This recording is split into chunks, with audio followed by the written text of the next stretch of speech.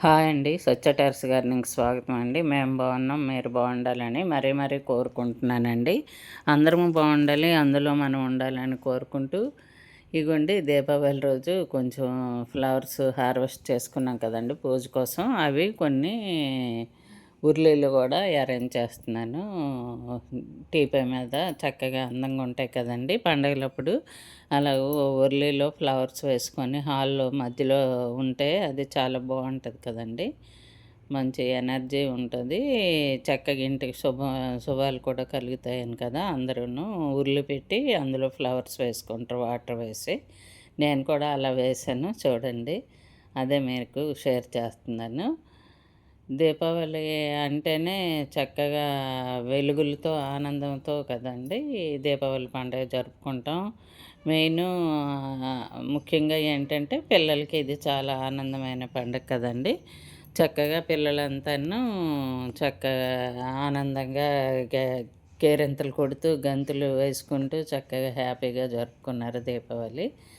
మా ఇంట్లో ఎలా జరిగిందో ఇది చిన్న షార్ట్స్ రూపంలో మీకు షేర్ చేస్తున్నాను. చూడండి చక్కగా బాగా వచ్చిందండి ఈ ఫ్లవర్ డెకరేషను. ఇగోండి మాకు దీపావళికి శనగపప్పుతో బూరెలు చేశానండి. ఆ శనగపప్పుతో బూరెలు ఎలా చేయాలో అన్ని కొలతలతో సహా నేను ఇంతకుముందు వీడియో పెట్టాను కదండి. అందుకని ఇప్పుడు వీడియో అయితే మొత్తం కొలతలు ఏమి ఇవ్వలేదు. శనగపప్పు ఒక అరకిలో తెచ్చుకొని బూరెలు చేశాను. కొద్దిగా పులిహోర చేశానండి దీపావళి కోసం. ముందుగానే జంతికలు చేశాను కదా మీకు షేర్ చేశాను. అది అలాగా ఏవో కొద్దిగా ఐటమ్స్తో పండగ బాగానే జరిగిపోయిందండి. పండగ అంటేనే అంతే, పిండి వంటలు, పిల్లల ఆటలు, కేరింతలు ఇవే కదండి పండగ అంటే. చక్కగా దీపావళి అయితే మేము బాగానే జరుపుకున్నామండి. మీరు ఎలా జరుపుకున్నారో కామెంట్లో తెలియచేయండి. చక్కగా అందరము ఆనందంగా ఆరోగ్యంగా జరుపుకోవాల్సిన పండుగ అండి ఇది. ఎటువంటి ఇవి రాకుండా చిన్న ఆపదలు రాకుండా దీపావళి జరిగిపోయింది. బాగానే జరిగిందండి. అందుకు మీకు షేర్ చేస్తున్నాను.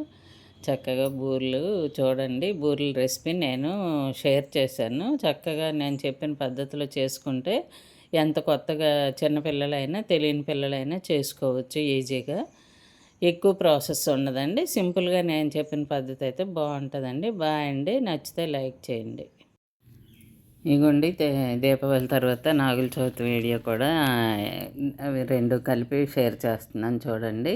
ఇగోండి నాగుల చవితి రోజు మనకి పుట్ట దగ్గర మేము ఒక వినతి పత్రం ఇచ్చామండి నాగేంద్రుడికి. ఆ వినతి పత్రం ఏంటంటే 20-30 ఇయర్స్ కూడా సర్వీస్ చేసిన టీచర్స్కి టెట్ ఎగ్జామ్ రాయమంటున్నదంట గవర్నమెంట్. అది హాస్యాస్పదంగా ఉంది కదా, అందుకని నాగేంద్రుడికి విన్నవించుకున్నాము. అది రాంగ్ కదా, అలా కాకుండా ఉండాలి. ఓన్లీ ఫ్రెషర్స్కి మాత్రమే టెట్ ఎగ్జామ్ ఉండాలి. 20-30 ఇయర్స్ చేసిన వాళ్ళకి కాదు కదా అని వినతి పత్రం ఇచ్చామండి నాగేంద్రుడికి, నాగదేవతకి ఇచ్చాము. అది న్యూస్ పేపర్లో కూడా వచ్చింది, సాక్షి పేపర్లో చూడండి.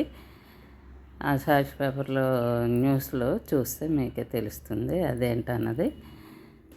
నాగుల చవితి రోజు చక్కగా మేము 3 కుటుంబాలు కలిసి వెళ్ళామండి నాగుల చవితి పుట్ట దగ్గరికి నాగదేవత పూజలు చేయడానికి. అది మీకు షేర్ చేస్తున్నాను చూడండి. మా అక్క వాళ్ళ అబ్బాయి, మా తమ్ముడు వాళ్ళు, మేము అందరము కలిసి పుట్ట దగ్గరికి ప్రతి సంవత్సరం వెళ్తామండి. చాలా హ్యాపీగా సరదాగా జరుగుతుంది ఈ నాగదేవత పూజ.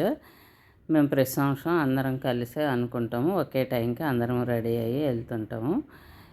అలా నాగదేవత పూజలు అయితే అయ్యాయండి. చూసారా, ఇగోండి నా పుట్ట దగ్గరికి ఏమేమి ఉండాలో అవి కూడా నేను షేర్ చేశాను. ఇగోండి మా పాప వాళ్ళ దీపావళి ముగ్గులండి, అవి కూడా చాలా బాగున్నాయి అని షేర్ చేస్తున్నాను. పాప వాళ్ళ ఇంటి ముందు దీపావళి అంటే ముగ్గులు, పిండి వంటలు, పిల్లల ఆటపాటలు, కేరింతలు, పిల్లలు నవ్వులతో కదా పండగ మనకు జరిగిపోతుంది. పిల్లలు చక్కగాను యాక్టివ్గా సరదాగా ఆడుకుంటూ పిల్లలు చూస్తే మనకి పండగ బాగుంటుంది కదండి. పండగ అంటే అదే కదా, అందుకని మీకు కూడా షేర్ చేస్తున్నాను. చక్కగా ముగ్గులు వేసుకుంది పాప. ఆ ముగ్గులు చూడండి ఎంత చక్కగా ఉన్నాయి. ఇలాంటివన్నీ ముగ్గులు, పిండి వంటలు, పిల్లల ఆటలు పాటలు ఉంటాయి కదా, అదే పండగ కదండి. అదేను కుటుంబం. బాయ్ అండి.